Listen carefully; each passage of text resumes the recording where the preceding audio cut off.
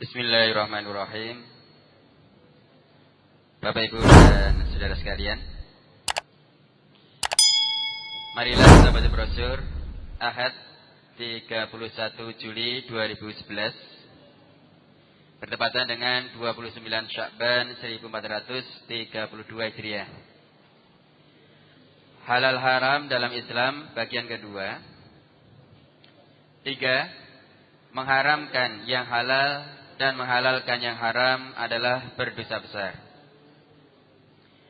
Islam mencela orang-orang yang suka mengharamkan sesuatu yang halal dan menghalalkan sesuatu yang haram. Dan hal ini merupakan suatu pengungkungan dan penyempitan bagi manusia yang sebenarnya oleh Allah diberikan keleluasaan. Allah Subhanahu wa taala berfirman, A'udzubillahi minasyaitonirrajim. Wala taqulu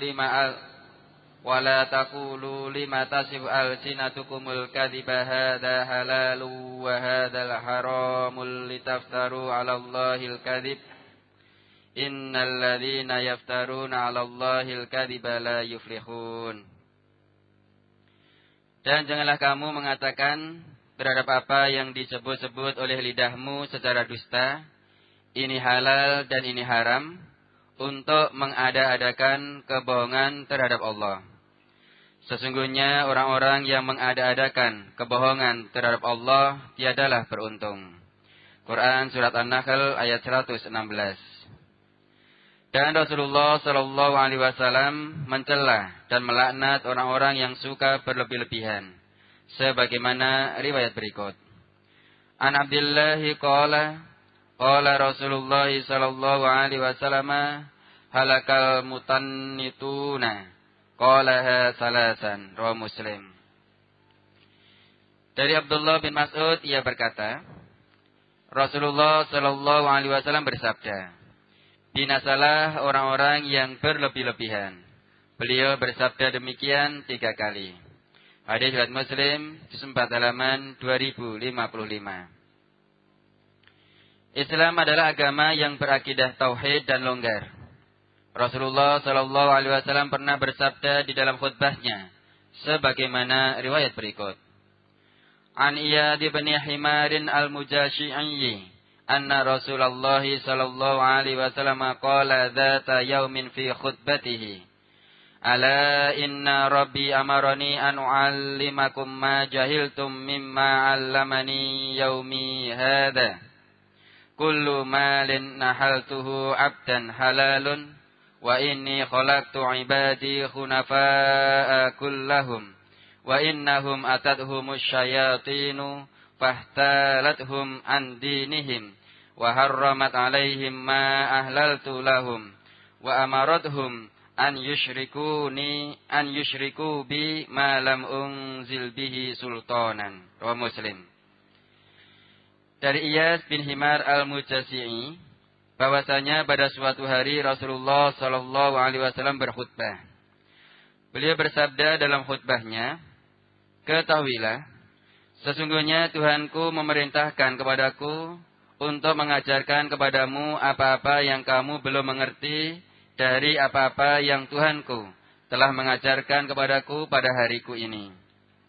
Allah berfirman, setiap harta yang aku berikan kepada hamba adalah halal. Dan sesungguhnya aku ciptakan hamba-hambaku bersifat lurus semuanya. Tetapi kemudian datanglah syaitan kepada mereka. Syaitan ini kemudian membelokkan mereka dari agamanya dan mengharamkan atas mereka sesuatu yang aku halalkan kepada mereka, serta menyuruh atau mempengaruhi supaya mereka menyekutukan aku dengan sesuatu yang aku tidak menurunkan hujah atau keterangan kepadanya. Hadis riwayat Muslim, juz 4 halaman 2197. Hadis tersebut menunjukkan bahwa mengharamkan sesuatu yang halal dapat membawa kepada syirik. Dan karena itu pula Al-Quran menentang keras terhadap sikap orang-orang musyrik Arab yang berani mengharamkan atas diri mereka terhadap makanan dan binatang yang baik-baik. Padahal Allah tidak mengizinkannya. Di antara mereka telah mengharamkan bahirah, saibah, wasilah, dan ham. Allah berfirman, "Ma ja'alallahu min bahiratin wala syaibatin wala wasilatin wala hamin walakinnal ladzina kafaru yaftaruna 'ala Allahil kadhib wa aktsaruhum la ya'qilun."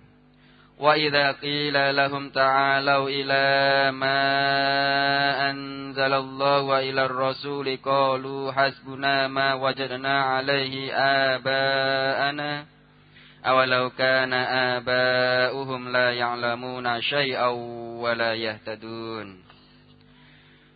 Allah sekali-kali tidak mensyariatkan adanya bahirah, saibah, wasilah, dan ham. Akan tetapi orang-orang kafir membuat kedustaan terhadap Allah, dan kebanyakan mereka tidak mengerti.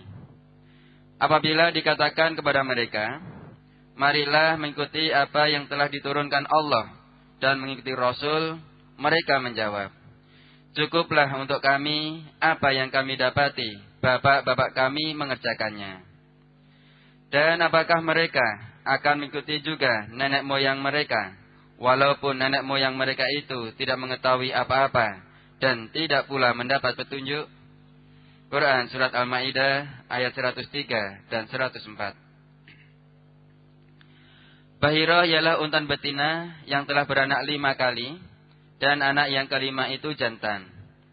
Lalu untuk betina itu dibelah telinganya, dilepaskan, tidak boleh ditunggangi lagi, dan tidak boleh diambil air susunya. Saibah ialah unta betina yang dibiarkan pergi kemana saja lantaran sesuatu nazar.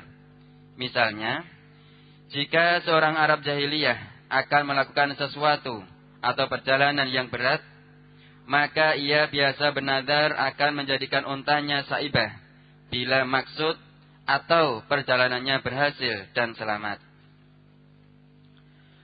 Wasilah ialah seekor domba betina melahirkan anak kembar yang terdiri dari jantan dan betina. Maka yang jantan ini disebut wasilah, tidak disembelih dan diserahkan kepada berhala. Ham ialah unta jantan yang tidak boleh diganggu-gugat lagi, karena telah dapat membuntingkan unta betina 10 kali. Perlakuan terhadap bahirah, saibah, wasilah, dan ham ini adalah kepercayaan Arab jahiliyah. Keterangan di dalam menerangkan arti bahirah, saibah, wasilah, dan ham, para ulama tafsir berbeda-beda. Adapun yang kami kutip di atas adalah keterangan yang tercantum dalam tafsir Al-Quran terjemah dari Depak RI. Dalam surat Al-An'am ada bantahan terhadap prasangka mereka yang telah mengharamkan beberapa binatang, seperti unta, sapi, biri-biri, dan kambing.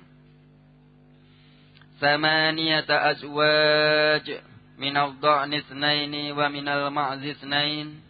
Qul adzakaraini harrama amil unsayaini amma ishtamalat alaihi arhamul unsayain.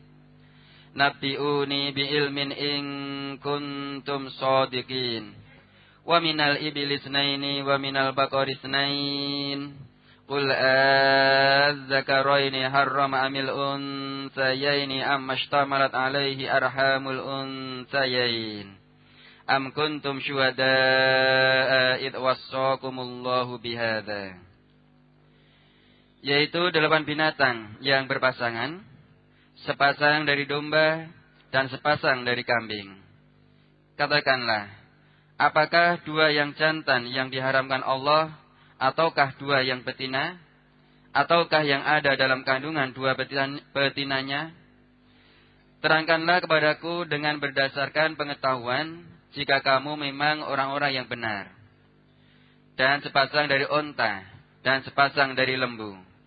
Katakanlah, apakah 2 yang jantan yang diharamkan, ataukah 2 yang betina, ataukah yang ada dalam kandungan 2 betinanya? Apakah kamu menyaksikan di waktu Allah menetapkan ini bagimu? Quran Surat Al-An'am ayat 143 dan 144. Dan firman Allah dalam surat Al-A'raf ayat 32 dan 33. Qul man harrama zinatallahi allati akhraja li'ibadihi wat-thayyibati minar rizq. Qul hiya lilladzina amanu fil hayatid dunya khalisatan yaumal qiyamah. Kadzalika nufassilul ayati liqaumin ya'lamun. Qul innama harrama rabbiyal fawahisha ma dhahara minha wa ma batana wal isma wal baghya bighairil haqq wa an tusyriku billahi ma lam yunazzil bihi sultana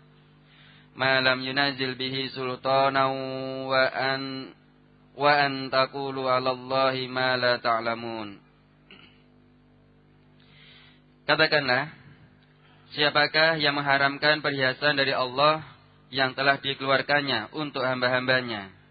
Dan siapa pulakah yang mengharamkan rezeki yang baik? Katakanlah, semuanya itu disediakan bagi orang-orang yang beriman dalam kehidupan dunia, khusus untuk mereka saja di hari kiamat. Demikianlah kami menjelaskan ayat-ayat itu bagi orang-orang yang mengetahui. Katakanlah, Tuhanku hanya mengharamkan perbuatan yang keji, baik yang nampak ataupun yang tersembunyi, dan perbuatan dosa, melanggar hak manusia tanpa alasan yang benar, mengharamkan atau mempersekutukan Allah dengan sesuatu yang Allah tidak menurunkan hujah untuk itu, dan mengharamkan mengada-adakan terhadap Allah apa yang tidak kamu ketahui. Quran Surat Al-A'raf ayat 32 dan 33. Firman Allah tersebut adalah ayat-ayat Makkiyah yang diturunkan untuk mengukuhkan akidah dan tauhid. Ini membuktikan bahwa persoalan tersebut dalam pandangan Al-Quran bukan termasuk dalam kategori cabang atau bahagian, tetapi termasuk masalah-masalah pokok. Di Madinah, ketika di kalangan kaum muslimin ada orang-orang yang cenderung untuk berbuat keterlaluan, melebih-lebihkan dan mengharamkan dirinya dalam hal-hal yang baik, Allah menurunkan ayat-ayat untuk mengembalikan mereka ke jalan yang lurus. Firman Allah Subhanahu wa taala, "Ya ayyuhalladzina amanu la tuharrimu thayyibati ma ahallallahu lakum wa la ta'tadu innallaha la yuhibbul mu'tadin." Wa kulu mimma razaqakumullahu halalan thayyiban wattaqullaha alladzi antum bihi mu'minun. Hai orang-orang yang beriman, janganlah kamu haramkan apa-apa yang baik yang telah Allah halalkan bagi kamu, dan janganlah kamu melampaui batas. Sesungguhnya Allah tidak menyukai orang-orang yang melampaui batas. Dan makanlah makanan yang halal lagi baik dari apa yang Allah telah rezekikan kepadamu. Dan bertakwalah kepada Allah yang kamu beriman kepadanya. Quran Surat Al-Ma'idah ayat 87 dan 88. 4. Mengharamkan yang halal akan mengakibatkan kesulitan. Di antara hak Allah sebagai Tuhan yang menciptakan manusia dan memberi nikmat yang tiada terhitung banyaknya itu, ialah menentukan halal dan haram. Dan dia juga berhak menentukan perintah-perintah dan larangan-larangan menurut kehendaknya. Ini semua adalah hak ketuhanan. Namun Allah juga berbelas kasih kepada hambanya. Oleh karena itu Allah menentukan halal dan haram demi kemaslahatan manusia itu sendiri. Allah tidak akan menghalalkan sesuatu kecuali yang baik, dan tidak akan mengharamkan sesuatu kecuali yang jelek. Allah pernah mengharamkan beberapa hal kepada orang-orang Yahudi sebagai hukuman kepada mereka atas kedurhakaan yang mereka perbuat dan pelanggaran terhadap larangan Allah. Hal ini dijelaskan oleh Allah dalam firman-Nya, "Wa 'alal ladzina hadu harramna kulla dzi zufur wa minal baqari wal ghanami harramna 'alaihim suhumahuma illa ma hamalat zuhuruhuma illa ma hamalat zuhuruhuma awil hawaya aw makhtalata bi'azm. Dzalika jazainahum bibaghihim wa inna lasadiqun. Dan kepada orang-orang Yahudi kami haramkan segala binatang yang berkuku dan dari sapi dan domba. Kami haramkan atas mereka lemak dari kedua binatang itu, selain lemak yang melekat di punggung keduanya atau yang di perut besar, dan usus atau yang bercampur dengan tulang. Demikianlah kami hukum mereka disebabkan kedurhakaan mereka. Dan sesungguhnya kami adalah Maha Benar. Quran Surat Al-An'am ayat 146. Di antara bentuk kedurhakaan orang Yahudi itu dijelaskan Allah di dalam firman-Nya, "Fabidzulmim minal ladzina hadu harramna 'alaihim thayyibatin uhillat lahum wa bisaddihim an sabilillahi katsira wa akhdhihimur riba wa qad nuhu anhu wa aklihim amwalan nasi bil batil."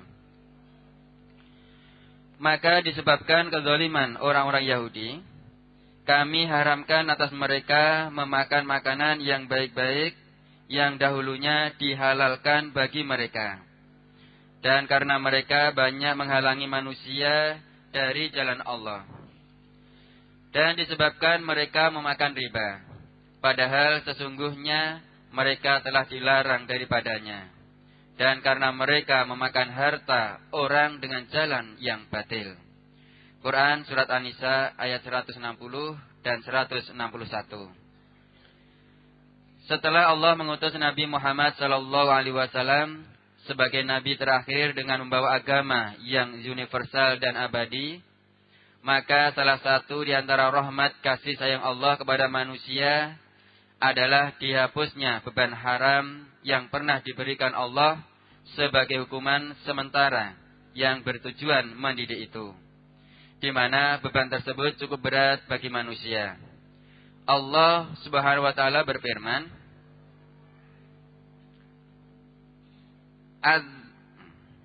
"Alladzina yattabi'una ar-rasulan nabiyyal ummiyyal ladzi yajidunahu maktuban 'indahum fit Taurati wal Injil ya'muruhum bil ma'rufi wa yanhahum 'anil munkar wa yuhillu lahumut thayyibati wa yuharrimu 'alaihimul khaba'itha wa yad'u 'anhum israhum wal aghlal allati kanat 'alaihim."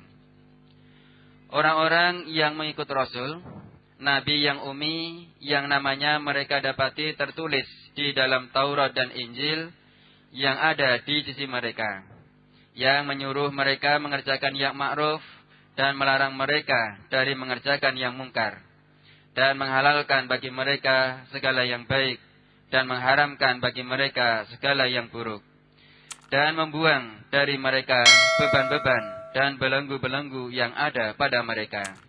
Quran Surat Al-A'raf ayat 157 bersambung.